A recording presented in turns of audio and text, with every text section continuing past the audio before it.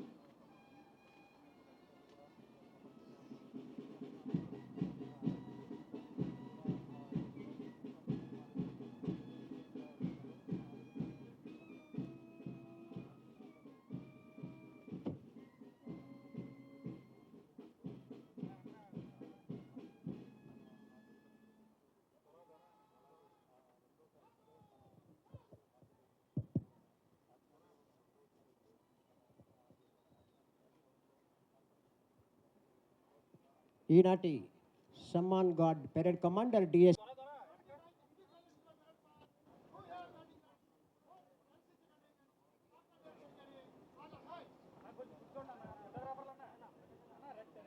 Shriman Samman God Parade for District Armed Reserve Contingent and NCC other contingents parade पर parade आपके निरीक्षण के लिए हाजिर है.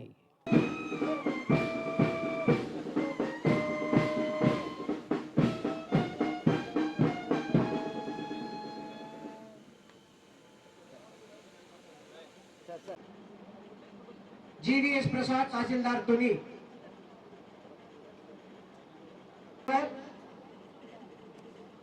P Srinivasarao officer K Murali Venkata Sai Varma K Anand junior assistant T V Venkatarao office subordinate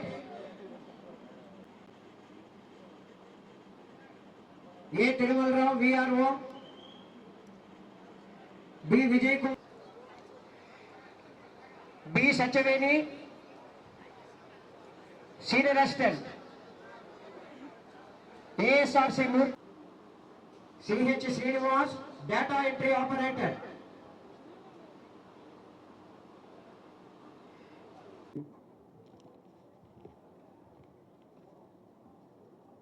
ప్రతి ఒక్కరికి ప్రతి పౌరునికి 79వ స్వాతంత్ర దినోత్సవ శుభాకాంక్షలు తెలియజేస్తాను.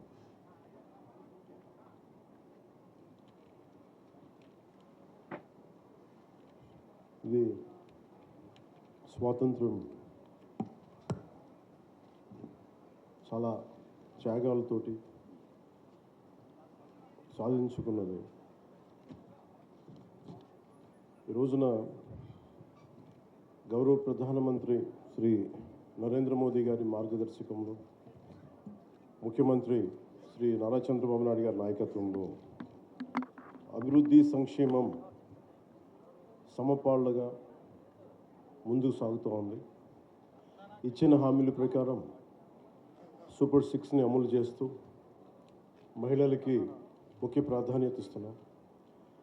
రాష్ట్రంలో తల్లికి వందనం పథకం ద్వారా ఈ ఏడాది 67.27 లక్షల తల్లులకి మాతృమూర్తులకి 8,745 కోట్లు వారి అకౌంట్స్లో జమ చేశాం. అలాగే దీపం పథకం కింద 2 విడతల్లో 1 కోటి ఉచిత గ్యాస్ సిలిండర్లు ఇచ్చి 5 ఏళ్లలో ఏడాదికి 3 సిలిండర్లు చొప్పున 13,423 కోట్లు ఖర్చు చేయబోతున్నాం. ఈ రోజు నుండి స్త్రీ శక్తి పథకం ద్వారా ఆర్టీసీ బస్సుల్లో మహిళలకి ఉచిత ప్రయాణాన్ని ప్రారంభిస్తున్నాం. పంచాయతీరాజ్ బాధ్యతలు స్వీకరించిన వెంటనే జాతీయ పండుగల నిధులను మైనర్ పంచాయతీలకి 100 నుంచి 10,000కి, మేజర్ పంచాయతీలకి 250 నుంచి 25,000కు పెంచి సర్పంచుల ఆత్మగౌరవాన్ని కాపాడాం. గ్రామ స్వరాజ్య సాధన లక్ష్యంలో భాగంగా ఒకే రోజు 13,326 గ్రామ పంచాయతీల్లో గ్రామ సభలు నిర్వహించి ప్రపంచ రికార్డు సాధించాం. పల్లె పండుగ ద్వారా 4,000 కిలోమీటర్ల సిసి రోడ్లు, 22,500 మినీ గోకులాలు, 1,00,000 నీటి కుంటలు, 15,000 నీటి తొట్లు పూర్తి చేశాం. పంచాయతీరాజ్ ఇంజనీరింగ్ డిపార్ట్మెంట్ ద్వారా 2,000 కిలోమీటర్ల బీటీ రోడ్లు, 14 కొత్త వంతెనలు నిర్మించాం. గ్రామీణ ఉపాధి హామీ పథకం ద్వారా 75.23 లక్షల ఉపాధి శ్రామికులకు గ్రామాల్లోనే ఉపాధి కల్పించి ప్రమాద పరిహారం 50,000 నుంచి 4 లక్షలకు పెంచాం. అడవి తల్లి బాట కింద కొండ ప్రాంతాల్లో 1,005 కోట్లతోటి 625 గిరిజన గ్రామాలను అనుసంధానిస్తూ 1,069 కిలోమీటర్ల రోడ్ల నిర్మాణానికి ప్రధానమంత్రి జనజాతి ఆదివాసీ న్యాయ మహా అభియాన్ కింద ఉపాధి హామీ పథకం కింద రాష్ట్ర నిధులతోటి శ్రీకారం చుట్టాం.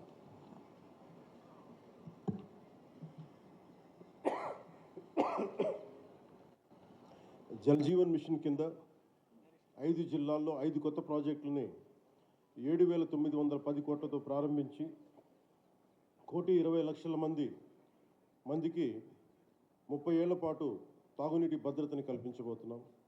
అది ఈ రోజుకి దేశ విభజన జరిగినప్పటి నుంచి ఈ రోజు మన ఆపరేషన్ సింధూర్ దాకా మత ప్రాతిపాదికన హింస జరుగుతూనే ఉంది. ఎక్కడ కూడా భారతదేశం తన లౌకిక విధానాన్ని ఎప్పుడు మర్చిపోలేదు. దేశ విభజన జరిగిన తర్వాత మనకి మతాన్ని సంబంధం లేకుండా భారతదేశ సార్వభౌమత్వాన్ని గౌరవించి లౌకికవాదాన్ని ముందుకు తీసుకెళ్లే ఉద్దేశంతో మనం మతాలకి సంబంధం లేకుండా ఒక అబ్దుల్ కలాం గారిని కానీ ఎవరినైనా సరే మనం ప్రెసిడెంట్స్గా తీసుకున్నాం, గుండెల్లోకి తీసుకున్నాం. కానీ ఇది పాకిస్తాన్లో లేదు. పాకిస్తాన్లో ఎవరిని కూడా ఒక హిందూ క్రికెటర్ కానీ ఉంటే వాళ్ళు వెళ్ళిపోయే విధానం కానీ, అలాగే ఒక హిందూ ఒక బలమైన స్థానాల్లో కనిపించే నాయకులు కానీ ఎక్కడ కనిపించరు. అంటే వాళ్ళు విభజన కోరుకుంది మత ప్రాతిపాదికన, కానీ దాన్ని మనం ఎప్పుడు అలా తీసుకోవాలి. మత ప్రాతిపాదికన 2 దేశాలు విడిపోయినప్పటికీ భారతదేశం అత్యధికంగా హిందువులు ఉన్నప్పటికీ కూడా అన్ని మతాల వారిని సమానంగా గౌరవించి ముందుకు తీసుకెళ్లే సంస్కృతి భారతదేశానికి.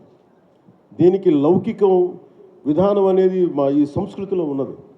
ఈ సంస్కృతికి ఎవరు నేర్పించక్కర్లా, పరాయి వాళ్ళు నేర్పించక్కర్లా, యూరోపియన్స్ నేర్పించక్కర్లా. ఇది మన లోపల ఉంది. ఈ స్ఫూర్తిని మనందరం ముందుకు తీసుకెళ్ళాలి. లా అండ్ ఆర్డర్ చాలా బలంగా ఉండాలి. లా అండ్ ఆర్డర్ బలంగా లేకపోతే వచ్చే దుస్థితి కానీ పెట్టుబడులు రావు. ఉదాహరణకి ఉత్తరప్రదేశ్లో యోగి ఆదిత్యనాథ్ గారు ముఖ్యమంత్రిగా ప్రమాణ స్వీకారం చేసిన తర్వాత 8 సంవత్సరాల కాలంలో అది 15 లక్షల రూపాయల కోట్ల పెట్టుబడిని ఆకర్షించడం జరిగింది. దానికి కారణం అంతకుముందు ఒక అన్రూలీ స్టేట్గా ఉండేది. పెట్టుబడులు రావడానికి సాహసించేవారు కాదు. కానీ ఆయన రాగానే ఆయన పెట్టింది లా అండ్ ఆర్డర్ చాలా బలంగా ఉండాలి. దానివల్ల ఈరోజు వాళ్ళకి 15 లక్షల పెట్టుబడి వచ్చింది. అలాగే ఆంధ్రప్రదేశ్కి లా అండ్ ఆర్డర్ చాలా చాలా క్లిష్టమైంది. అలాగే భవిష్యత్తుని పదే ఈ కూటమి ప్రభుత్వం ఒక దశాబ్దన్నర ఎందుకు ఉండాలి అని అంటున్నానంటే, సుస్థిరత ప్రజలకు ఇవ్వాలన్న ఒక ఉద్దేశం తప్ప పదవుల్లో కూర్చొని దీన్ని ఎంజాయ్ చేయాలి, లేదంటే దీన్ని ఆస్వాదించాలన్న కాంక్ష ఎవరికి లేదు. కానీ ఈ దుస్థితి నుంచి, ఎందుకంటే అనుక్షణం ప్రతిపక్ష నాయకులను చూస్తూనే ఉన్నారు. జాతీయ స్థాయి ప్రతిపక్ష నాయకుల నుంచి ఓడిపోతేనేమో సడన్గా ఓట్ చోరీ అంటారు. వాళ్ళు గెలిచినప్పుడేమో ఓట్ చోరీలు కనిపించే వాళ్ళకి. గత ప్రభుత్వంలో కూడా చూసాం. 2019లో వాళ్ళు గెలిచినప్పుడు మేము ఎక్కడా మాట అనలా. ప్రజలు తీర్పు ఇచ్చారు, దాన్ని గౌరవించారు. 2024లో 151 సీట్లు కూటమి ప్రభుత్వానికి ఇచ్చి 164 కూటమి ప్రభుత్వానికి ఇస్తే సడన్గా వారికి ఏమనిపించిందంటే ఇది ఓట్ల గురించి మన ఓటింగ్ మెషిన్లో తప్పంటాం. అంటే గెలిచినప్పుడు ఒక న్యాయం, ఓడిపోయినప్పుడు ఇంకో న్యాయం. ఇది జాతీయ స్థాయి నుంచి రాష్ట్రం వరకు ఒకటే విధానం నడుస్తూ ఉంది. ఇది ఎందుకు ప్రత్యేకించి చెప్తున్నానంటే, విదేశాలకి భారతదేశపు అభివృద్ధిని చూడకూడదనుకున్న దేశాలన్నిటికీ కూడా అంతర్గతంగా అస్థిరత సృష్టించడం వాడి విధానం. ఎప్పుడైతే భారతదేశం అంతర్గతంగా బలహీనపడొద్దో, ఒక కోటని దెబ్బ కొట్టాలంటే బయటవాడు కొట్టడం కంటే కూడా లోపల ఉన్నవాడు తలుపు తీస్తే వచ్చే నష్టం ఎక్కువ. అందుకని ఎప్పుడు కూడా విదేశీ శక్తులు అంతర్గతంగా ఎవరున్నారు భారతదేశంలో, వాళ్ళకి ఎలాంటి ఇన్ఫర్మేషన్ ఇస్తే బాగుంటుంది, వాళ్ళ ఎజెండాని వీళ్ళందరూ మోస్తున్నారు. దీన్ని ప్రజలందరూ కూడా చాలా సునిశ్చితంగా గమనించాలి. ఇది ఏమైపోతుంటే ఒక్కసారి వాళ్ళని లోపలికి రానిచ్చామా, మీరు 2019, 2024 చూశారు. రోడ్డు మీదకి రావాలంటే భయాలు వచ్చినాయి ఒక్కొక్కళ్ళకి. ఈ రోజున కూటమి ప్రభుత్వాన్ని తిట్టడానికి ఎవరు ఇబ్బంది పట్టట్లా. దేనికంటే ఇది ప్రజాస్వామ్యం, దీన్ని గౌరవించడానికి ప్రతి ఒక్కరికి మాట చెప్పేది. మీరు ఒక బాధ్యతగా మాట్లాడాలి, సద్విమర్శను సంపూర్ణంగా స్వీకరించే పరిస్థితులు ఉన్నాయి. కానీ గత ప్రభుత్వంలో చూస్తే విమర్శ చేయడానికి భయపడేవాళ్ళు, పోలీస్ అధికారులు డ్యూటీ చేయడానికి భయపడేవాళ్ళు, అధికారులు సివిల్ డిపార్ట్మెంట్స్ ప్రతి ఒక్కరు కూడా భయపడేవాళ్ళు. అడ్డగోలుగా దోచేసుకున్నారు.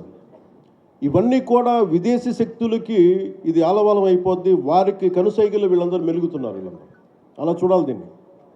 అందుకని ప్రజల్ని నేను కోరుకునేది, ఈ 79వ స్వాతంత్ర దినోత్సవ శుభ సందర్భంగా మీరు అంతర్గత శత్రువుల్ని ఒక కంట ఇప్పుడు మీరు కనిపెట్టుండాలి.